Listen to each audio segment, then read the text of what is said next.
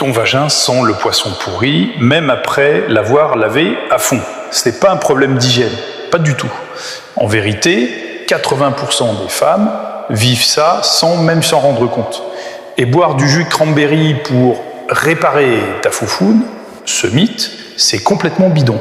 Prendre un bain avec du savon neutre, c'est mignon, mais ça ne change rien à ce qui se passe à l'intérieur.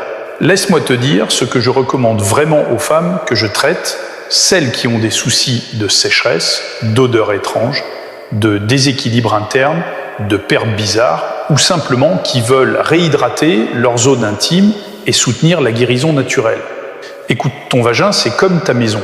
Si c'est le bordel à l'intérieur, balancer un peu de parfum dans la cuisine ne changera rien. Il faut sortir les poubelles, faire la vaisselle, et ensuite seulement, tout sent bon. Les problèmes ne débarquent pas tout d'un coup.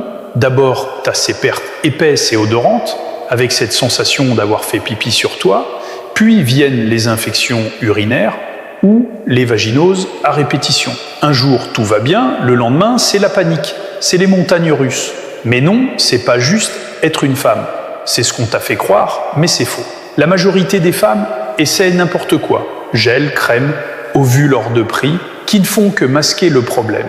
C'est comme porter de l'eau dans un seau troué. Ce qui fonctionne vraiment, c'est un remède naturel qui s'appelle le shilajit. Le shilajit nettoie de l'intérieur, réhydrate les parois vaginales, apaise l'irritation et rétablit l'équilibre naturel.